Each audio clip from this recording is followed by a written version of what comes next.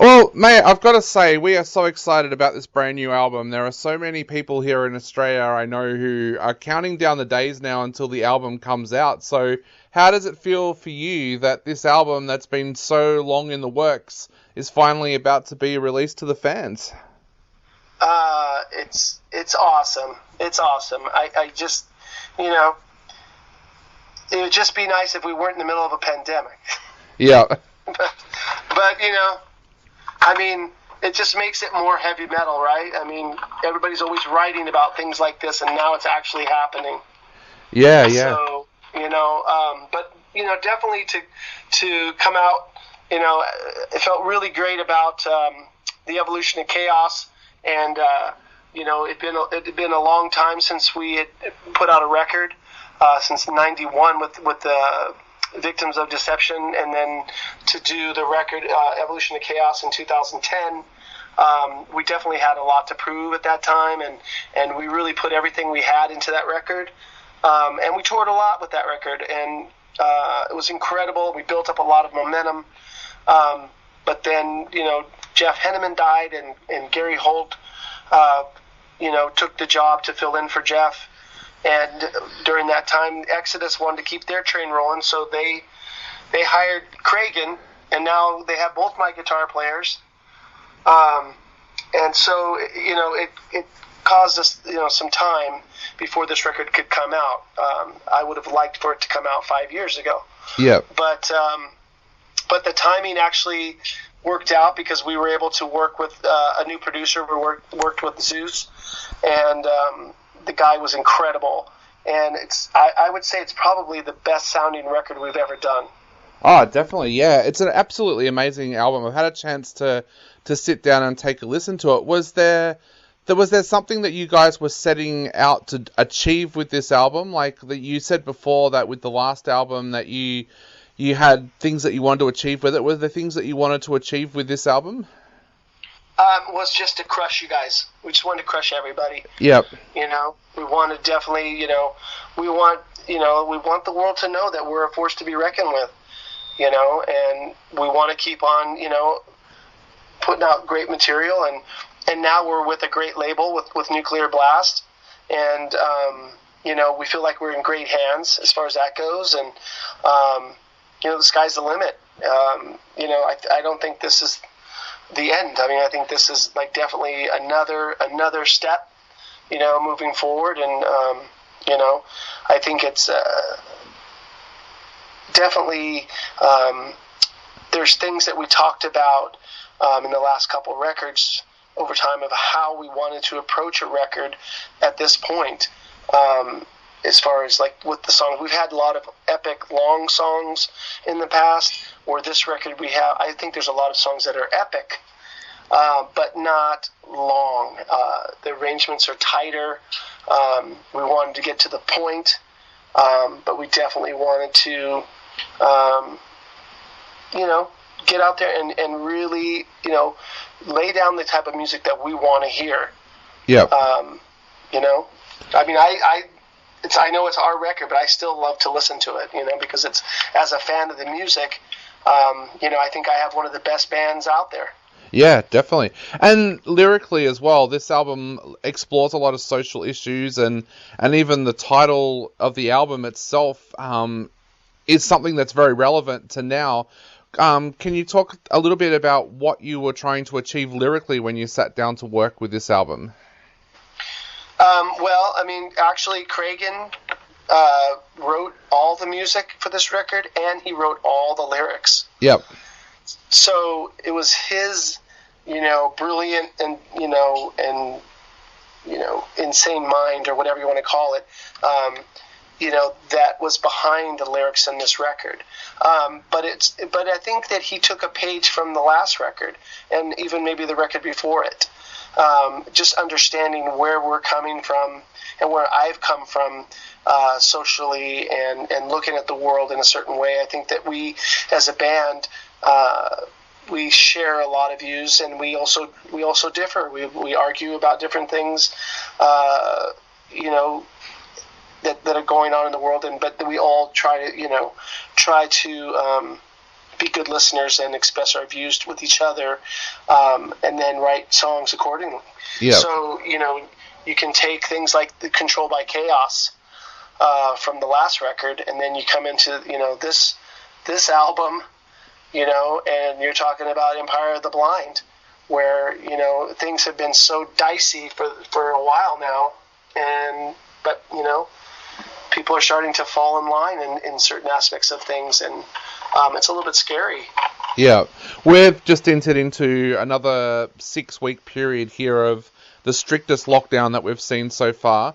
How has the last few months been for you, and how have you found it as a band with an album coming out while the world is in the middle of a pandemic?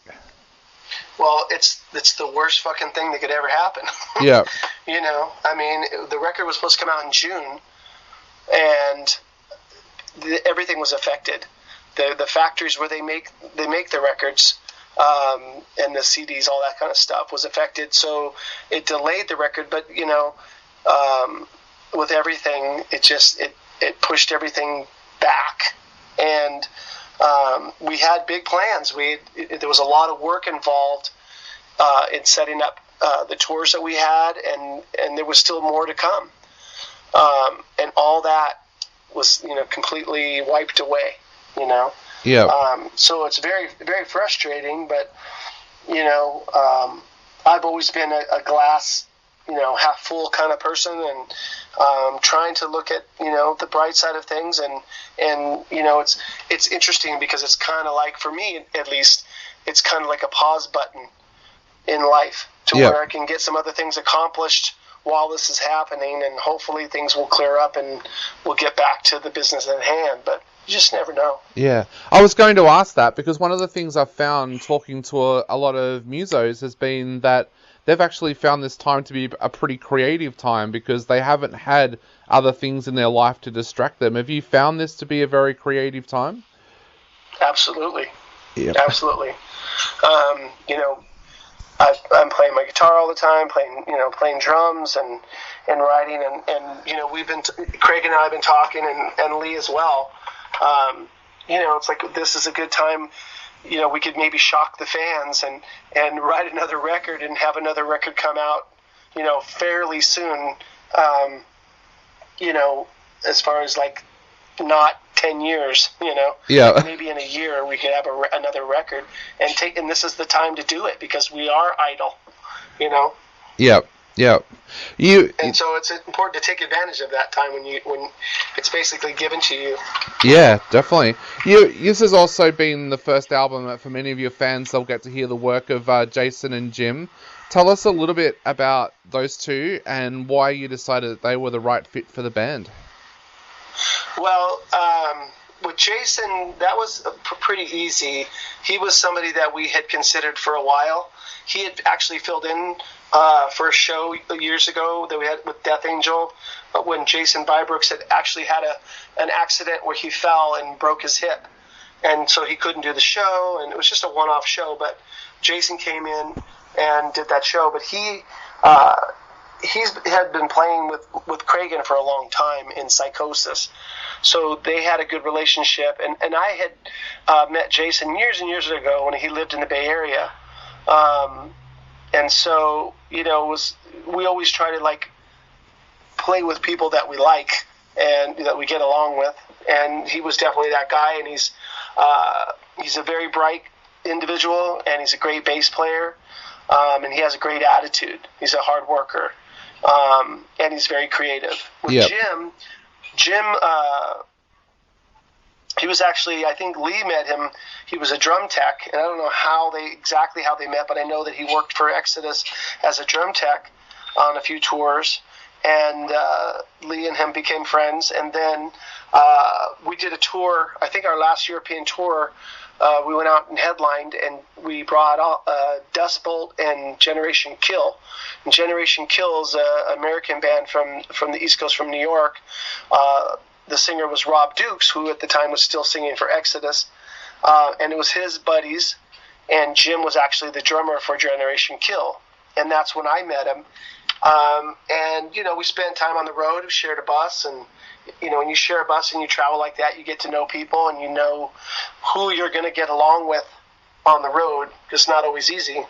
And then watching him play, and when we were looking for a new drummer, because Darren had left the band years ago, we had looked at a few different people, and it just came down to the guy that we felt wanted it the most, and I think who we felt we'd get along with the best. Yep.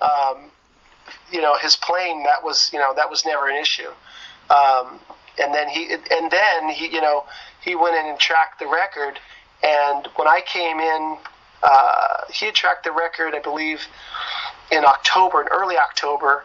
He did the drum tracks in Connecticut, and then I flew into Massachusetts to work with Zeus, and Jason had also flew out with me, and I got to hear the drum tracks for the first time, and I was completely blown away. So right there, it was like, oh yeah, okay, here we go. But we knew that he was the guy because he's just he's a solid guy to hang out with, Yeah. I also wanted to talk about Travis Smith's amazing artwork. This artwork on the album is so amazing. I can't wait to have a poster of it on my wall. Tell us a little bit about that artwork and what were your first thoughts when you saw Travis's work? Well, he also did the Evolution of Chaos. And coming off of Victims, Alvin Petty, who's a great friend of mine, I've known since I was young, that cover, and then going back to Break in the Silence with Kent Matthew, there's sort of a reoccurring theme, and it's has to do with the machine. And here you see the guy stuck in the machine on the first record.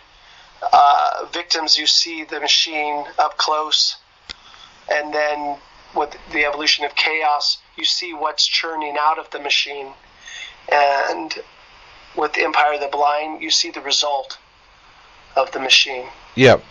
And so I think that with Travis, we would give him music to listen to be inspired in his artwork, and then he would come up with some ideas, and then, present that, and then we can, take a look. I think with this one, though, being that Craig had written the whole record, I think he, it was important that he understood the vision that he had in his head.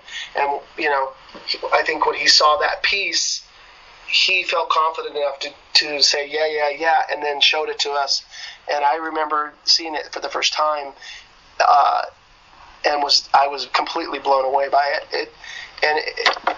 It's so different because the colors that we've used in the past were usually black and gray and blues and that kind of mood, and where this one is very striking in the red, and it really, really stands out.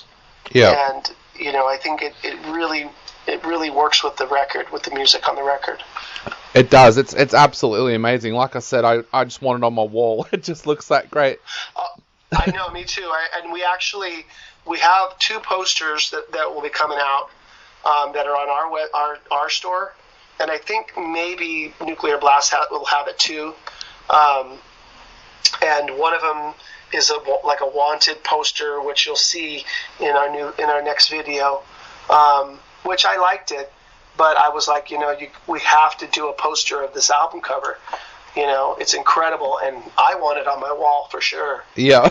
So. Well, mate, I know we are running out of time very, very quickly, so I'll finish with one last question. Is there anything you would like to say to your Australian fans out there before they go out and grab the album? And what are your guys' plans now that the world is starting to open back up a little bit? Well, we just we're hoping for the best, and for the Australian fans, the more that you can, show your support for this band, the better, and that will help us to get there. It's been a lifelong dream for me and for the guys. I know that Lee's been there with Exodus, but Heathen has never been there. And I would love to see your country, and I'd love to come there and headbang with you guys. So, but it all really is predicated on the support that we get from your country. because numbers don't lie. Definitely. Well, mate, thank you so much for chatting to us today. It's been an absolute pleasure, and hopefully we do get to see you in Australia sometime soon. I hope so. Thank you so much. Not a problem, mate. Stay safe. We'll talk soon. All right. Thanks, Dave. All right. Bye. Bye.